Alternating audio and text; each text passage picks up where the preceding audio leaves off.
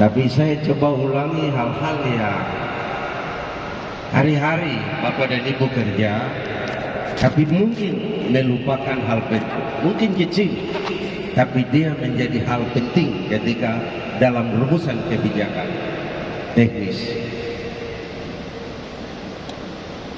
Minta maaf Bapak Moderator, judul materinya lebih tepat kita bicara di seminar. Kalau raker kita bicara sangat teknis. Saya memulai dari, ini semua penyelenggara pendidikan, saya memulai dari data pokok pendidikan. Seluruh perencanaan pendidikan secara nasional sampai ke daerah, rujukannya adalah data pokok pendidikan.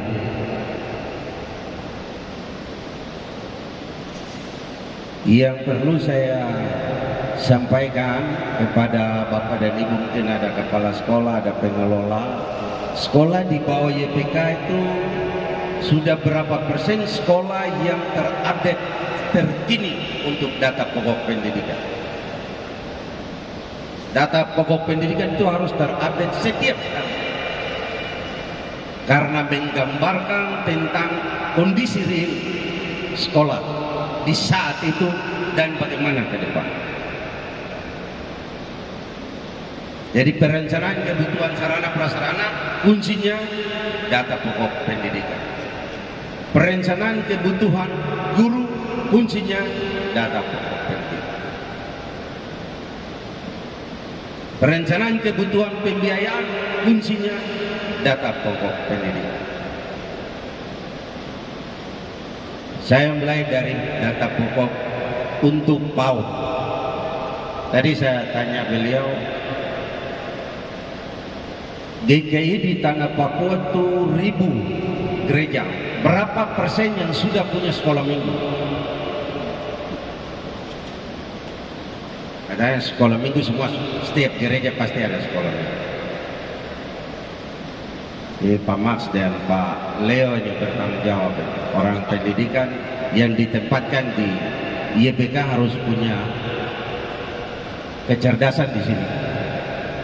Berapa sekolah minggu YPK yang sudah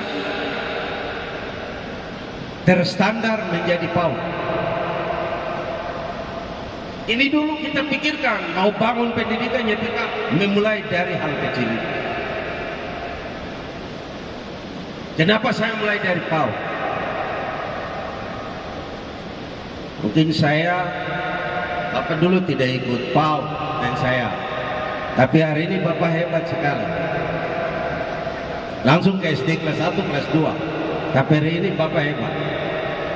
Mungkin Pak James, Pak Dr. James hebat hari ini, dia tidak ikut PAUD. Tapi coba kalau dia ikut PAUD, pasti lebih hebat. Jadi membangun pendidikan harus mulai. Jadi PAUD itu mulai dari 0 tahun sampai kepada 6 tahun. Berarti mulai dari 1000 hari kehidupan ibu hamil itu sudah merupakan bagian dari proses pembinaan anak usia dini. Jadi mama ya usia-usia muda yang lagi mau menikah dan punya anak harus dijaga nutrisinya, karena akan melahirkan anak yang cerdas. 1000 hari kehidupan menjadi kunci bagi kecerdasan anak usia dini. Minta maaf ini Bapak, saya bilang PAUD karena nanti akan sampai kepada kebijakan yang mengarah kepada kebutuhan baik anggaran, sarana prasarana sampai kepada guru tenaga pendidikan. Kita belum bicara kenapa sekolah minggu itu harus PAUD. Kenapa sekolah minggu harus punya kurikulumnya berbasis multibahasa, bahasa daerah. Karena membangun Papua ada dua ya, iman dan karakter budaya itu ada di situ. Mulai dari PAUD.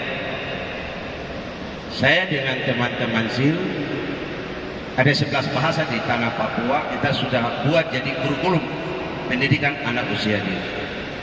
Bapak Ketua ya, mungkin sekali-sekali PAUD di kabupaten atau suku apa begitu, tinggal replikasi tidak pakai bayar.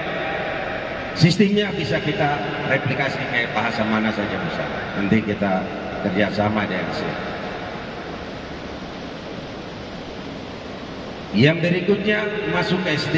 Saya pikir satu langkah ya Pak Ketua Yayasan lakukan dalam berapa tahun lalu. Saya yang hadir membuka dan menutup kegiatan Pak ya, tentang sertifikasi kompetensi kepala SMP dan SMA IPK seluruh tanah Papua. Tepuk tangan untuk beliau ini. Jadi sertifikasi kompetensi kepala sekolah mestinya itu di trainingnya di Solo, di Jawa, sesuai standar.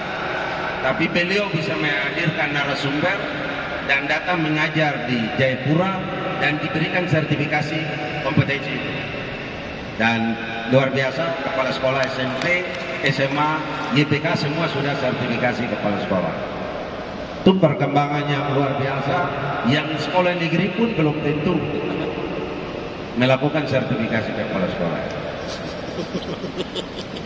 Bapak Ibu di SD, kita sekarang ini orang Papua sedang bicaranya pendidikan kontekstual, menonjolkan apa yang kearifan lokal Papua ini menjadi bagian dari proses pendidikan untuk menjadi nasional. Nah, kita sudah punya itu Bapak dan Ibu. Kerjasama kita dengan UNICEF sudah lakukan di Jayapura, di Kerong, di Biak, semua sudah yang namanya tadi Pak James bicara tadi literasi dasar, kemampuan baca tulis berhitung itu sudah Papua melahirkan dan menjadi surat edaran Mendagri diakui oleh Kementerian Pendidikan Nasional bahwa Papua melahirkan sebuah produk kurikulum literasi dasar kelas 1, 2, 3. Kalau seandainya Bapak Ibu program ini dipakai di semua sekolah, maka kita tidak akan menemukan SD kelas 4 tidak tahu baca tulis berhitung. Karena sangat detail sekali. Pendekatannya murni kontekstual Papua.